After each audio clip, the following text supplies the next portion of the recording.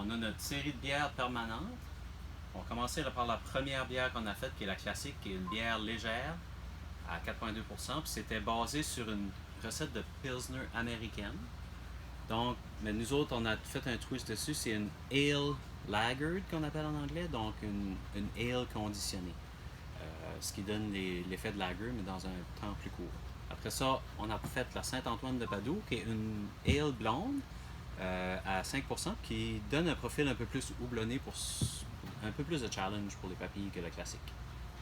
Après ça, je me souviens plus laquelle des deux qu'on a sorti avant, mais on va dire que c'est la Moscou Moscou qui était reliée à l'avion qui avait crashé à Moscou. C'est une impériale russe, une stout impériale russe à 9%.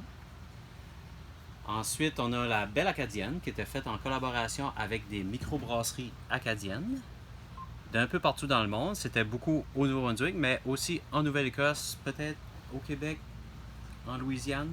Donc, ce qu'on a fait avec celle-là, c'est que tout en même temps, on a sorti une bière du style, un style qu'on a créé, brune noisette acadienne. C'est un nouveau style qui est fait seulement par des brasseries acadiennes. Après ça, avec celle-là, on a gagné une médaille de bronze l'année passée. Ensuite, on a la Elisa Liddell, qui était en rapport avec l'histoire des Irlandais qui étaient venus à Shippagan en 1847 sur le Briganta. Elisa Liddell, le bateau, c'est le même, tu l'as nommé, je pense. C'est une ale russe irlandaise, une Irish Red Ale. Ensuite, on a la Baram, qui est une bière de blé belge. Puis avec celle-là aussi, on a gagné une médaille d'argent puis une médaille de bronze. Bière de blé type belge. Après ça, on a fait une collaboration avec la Terrasse à Steve à Miscou.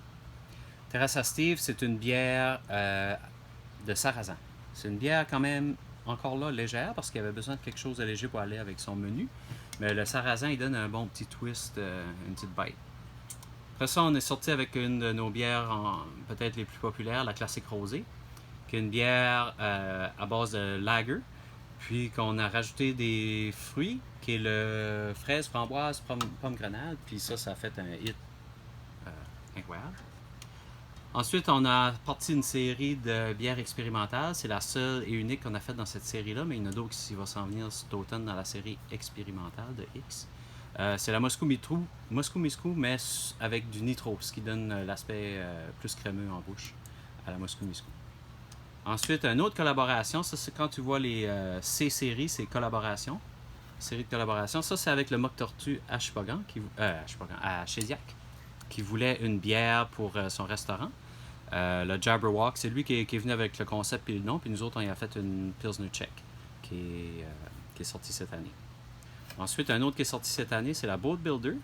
Encore là, une C-série en collaboration avec le chantier naval à Bocarequette. Une IPA acadienne.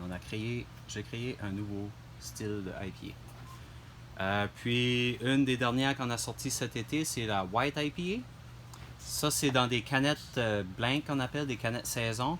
Ça, c'est des canettes qui changent avec le temps. On fait nos tests puis nos choses là-dedans. Puis d'ici qu'elle devient permanente, là, elle va recevoir sa propre étiquette. Mais souvent, c'est des tests temporaires.